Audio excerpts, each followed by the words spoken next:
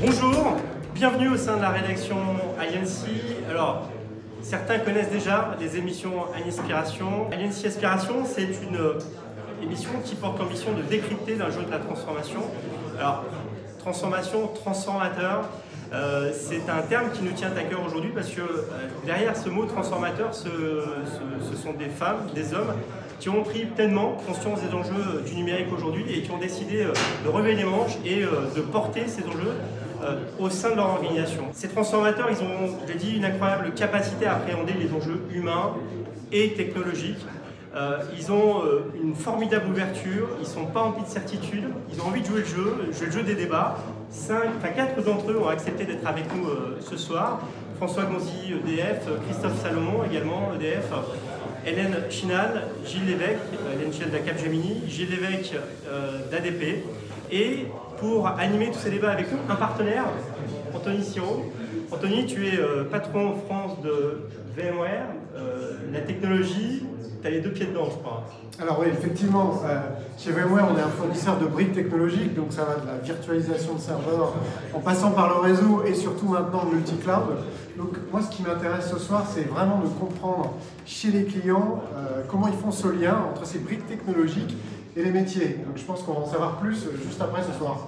Le débat est lancé, en fait, et sans plus attendre, je t'invite à rejoindre effectivement Dorian et nos invités pour rentrer dans le vif du sujet.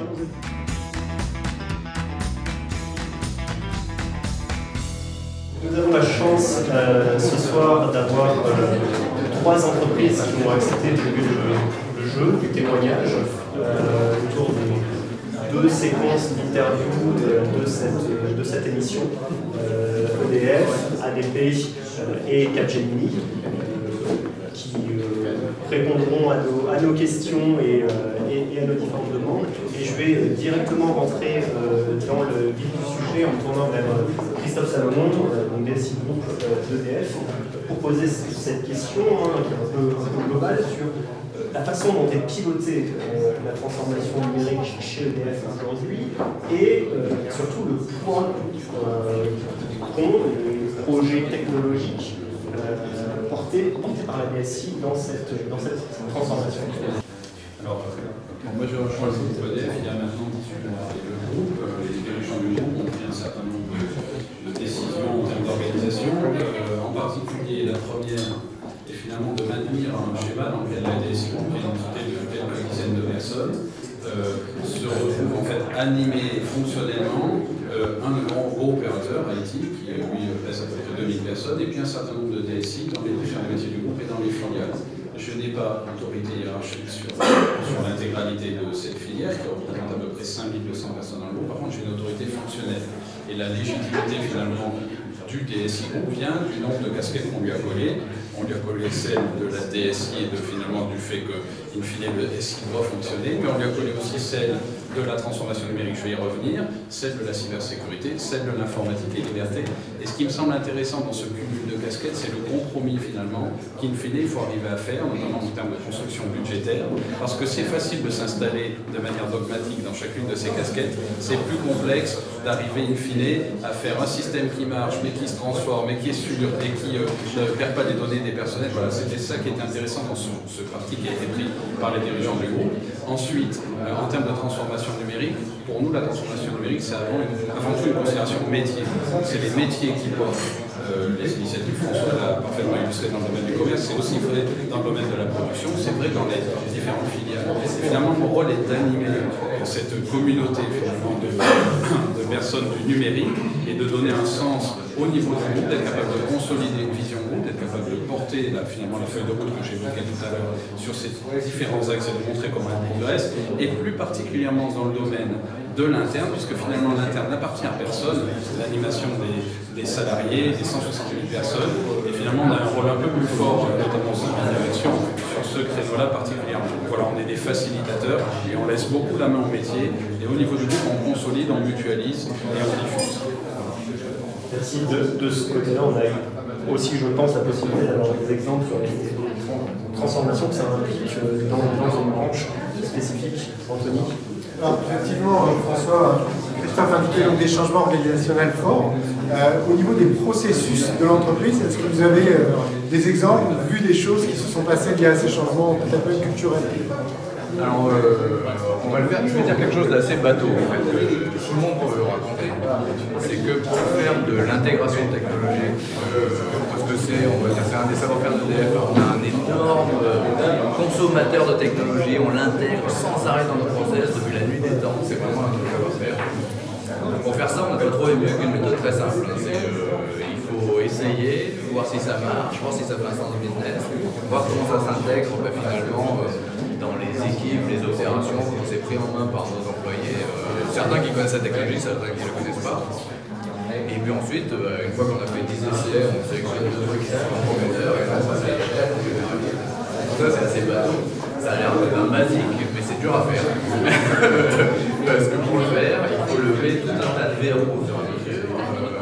Si on reprend l'exemple que je vous ai dit tout à l'heure de l'intelligence artificielle, prenons les choses de manière assez simple. Vous allez commencer à travailler sur, par exemple, des travaux d'intelligence artificielle qui concernent, vous voyez, nous on reçoit 48 mails par semaine de nos clients, des mails en texte. Vous allez poser des algorithmes d'intelligence artificielle qui vont analyser ces mails pour savoir finalement quel est le sujet, quel est le niveau de satisfaction du client, etc. Ça veut dire que là, si vous posez cet algorithme-là, il faut le concevoir.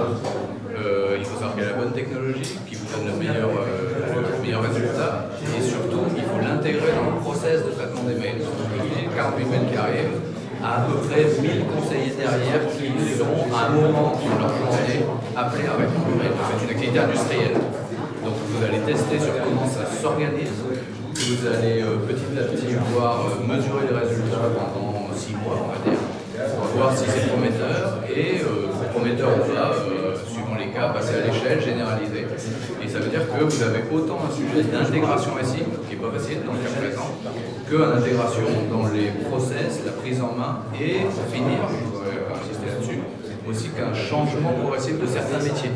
Parce que, tiens, toujours avec exemple, poser un algorithme d'intelligence artificielle, ça alors ça ne marche pas tout seul. Il faut le concevoir, il faut le faire apprendre, et surtout il faut le surveiller comme un enfant après.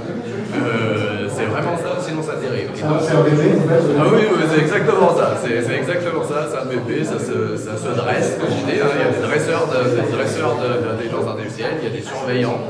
Et donc on crée en fait une nouvelle structure hiérarchique. Autant pour lui faire apprendre, ensuite pour le surveiller, le monitorer, etc. Et ça c'est très nouveau, il faut qu'on le fasse pas qu'avec des gens qui sont spécialistes de l'IA, ça n'a aucun sens. Et donc du coup, je vous dis quelque chose d'assez simple, qui est très bateau, il faut essayer, voir quelle valeur, etc. Mais dans les faits, cas par cas, et c'est en termes de process, c'est qu'on regarde ces choses-là cas par cas. C'est quelque chose de long, progressif, mais c'est absolument essentiel pour l'intégration technologique. Merci beaucoup François.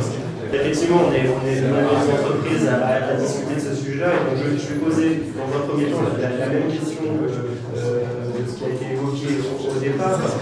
De quelle manière, dans vos organisations, on a commencé chez vous, Capgemini, cette question épineuse finalement du sens qu'on doit donner à des projets technologiques se pose-t-elle? En fait, nous, on a un débat qui c'est d'avoir le sens pour nos clients. Puisque nous sommes une entreprise de services numériques, donc par définition, le sens qu'on y donne, c'est la diversité du sens que donnent nos clients. On a besoin de comprendre les enjeux de nos clients pour pouvoir bien travailler avec eux, donc ça c'est une richesse. Parce que notre deuxième enjeu, c'est notre talent, ça a été déjà évoqué. Alors nous, notre richesse, c'est nos clients et nos talents, puisque c'est la manière de répondre à nos clients. Donc là, ce qui est intéressant dans la transformation, c'est que nos clients se transforment, et donc nous, on doit s'adapter. On a parlé d'intelligence artificielle, on peut parler du cloud, on peut parler de cybersécurité. Aujourd'hui, il faut qu'on développe les talents. On recrute, mais on développe aussi les compétences parce que le recrutement ne suffit pas à répondre aux enjeux de nos clients. Et on allie l'ensemble de nos forces pour pouvoir répondre aux enjeux de transformation de nos clients. Mais ça veut dire qu'en interne, en permanence, on est en train de se questionner sur la motivation de nos collaborateurs, sur quels outils on leur donne pour aller plus vite, parce qu'il y a aussi un enjeu de vitesse qui est extrêmement important dans les transformations numériques. Il faut qu'ils soient convaincus qu'eux-mêmes voient du sens pour pousser cette transformation aussi chez les autres.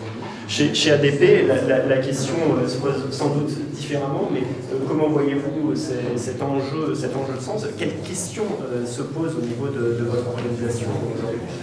Nous, on est assez proche, alors à notre échelle, de ce que Christophe et François ont pu expliquer sur EDF. On est un gestionnaire d'infrastructure, on est dans le B2B2C, on a 170 clients compagnie, mais on a 100 millions de passagers par an. Donc le but, c'est de faire le lien entre les nœuds et d'être capable de comprendre le comportement des passagers sans qu'ils soient vraiment nos clients, qui sont principalement le client des compagnies aériennes.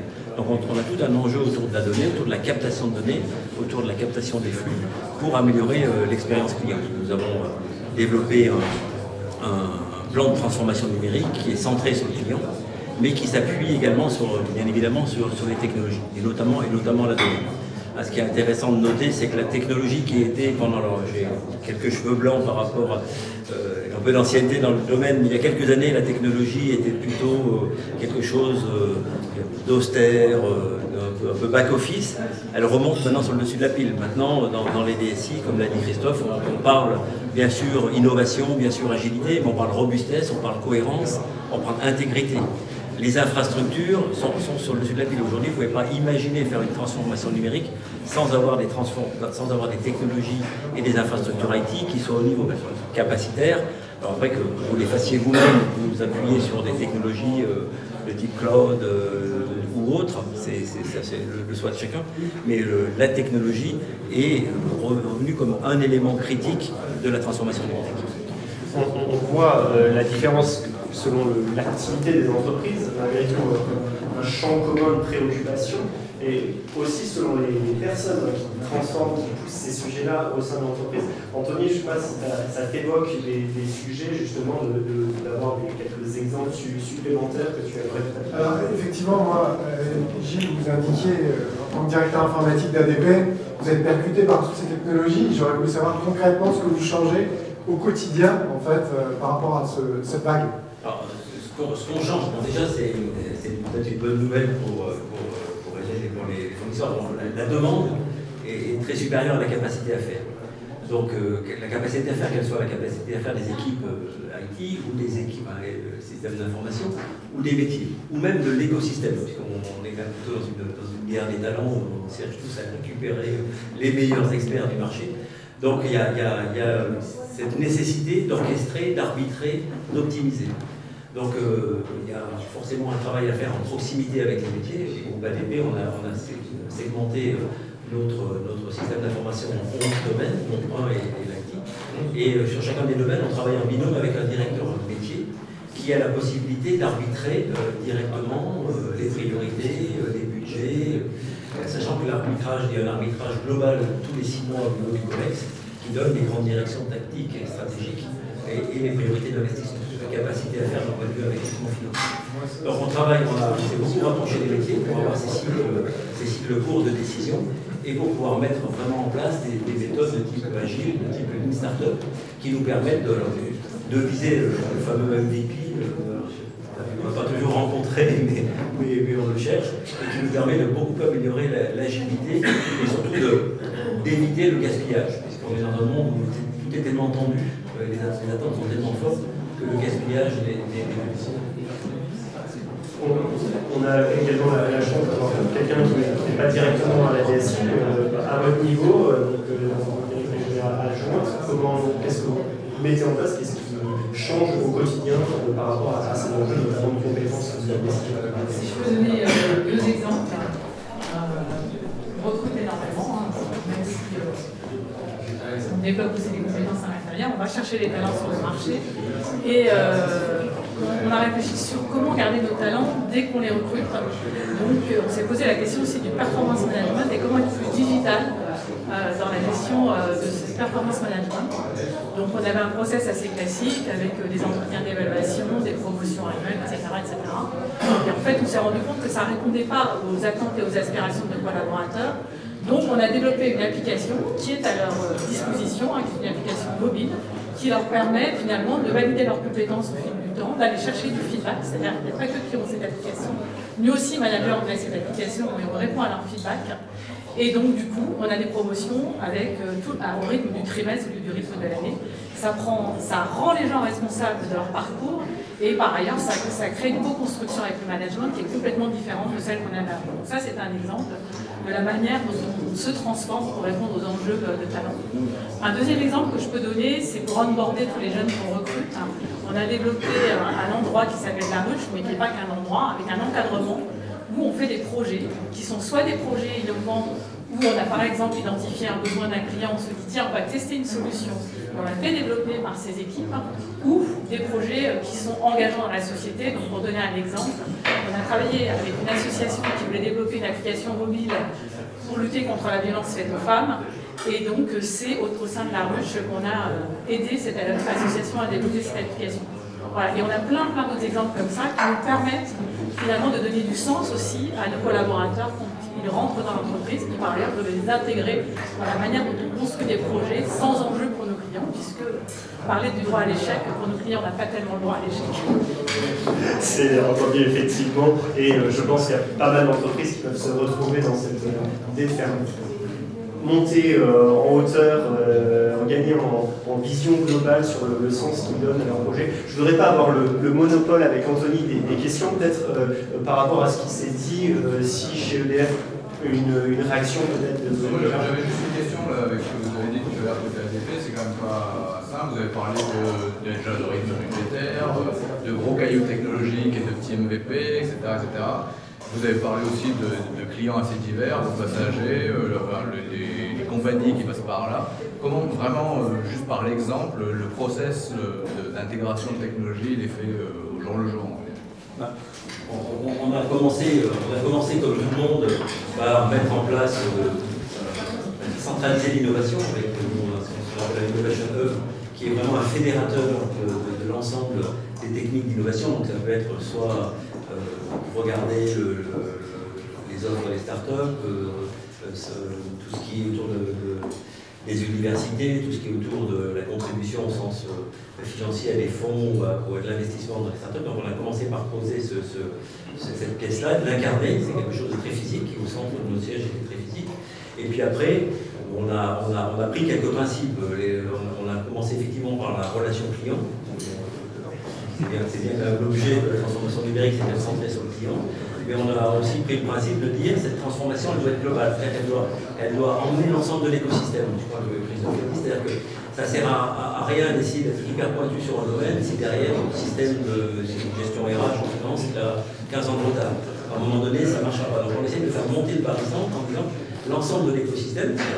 Sur un aéroport, il y a à peu près 100 000 personnes qui travaillent tous les jours. À l'ADP en France, c'est 8 000 personnes. Donc notre métier, c'est de faire travailler ces 100 000 personnes et s'assurer que cet ensemble-là a bien les outils digitaux qui leur permettent de collaborer, d'échanger rapidement. On fait face à des aléas, notre métier, c'est répondre en continu à des aléas. Donc notre capacité de réaction et de fédération de l'écosystème sont importantes. Donc on travaille beaucoup autour de ces sujets-là. Et puis on essaie d'être pragmatique et d'y aller étape par étape. Alors effectivement, ce qu'on aimerait savoir, c'est par rapport aux grandes innovations technologiques qui arrivent sur le marché, est-ce que vous en voyez certaines qui sont structurantes pour vos entreprises aujourd'hui? Peut-être Gilles? Alors, effectivement, aujourd'hui, l'offre technologique et l'offre de services explose.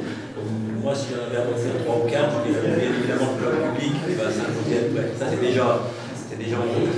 Tout ce qui est l'intelligence artificielle, nous on parle plus d'intelligence augmentée parce qu'on tient à garder l'humain au cœur du sujet, et c'est aussi quelque chose qui est en route. Par contre, il y a peut-être deux sujets qui arrivent et qui vont révolutionner l'architecture, qui est un sujet qui remonte. La 5G. La 5G va probablement révolutionner beaucoup l'architecture du système d'information et les capacités du système d'information. Et puis tout ce qui est voix. C'est-à-dire comment la voix va révolutionner, je pense, l'expérience client. Et par contre, intégrer de la voix dans un système legacy, c'est pas toujours évident. La voix et la 5G sont probablement les deux sujets qui vont forcer la transformation des usages et de nos systèmes dans les 5-10 ans. Et il va falloir les expliquer, ces nouvelles technologies, et leur donner du sens.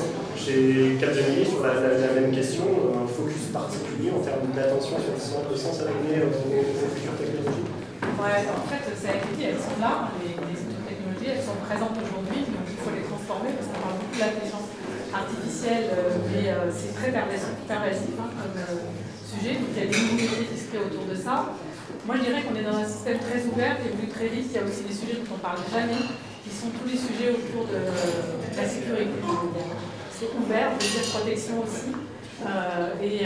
C'est parfois difficile de donner du sens à ça, mais finalement, c'est la protection des individus, c'est la protection du cœur de savoir-faire de nos clients qu'il y a autour de ça. Et donc ça, c'est un des grands enjeux aussi aujourd'hui, mais de plus en plus pour demain.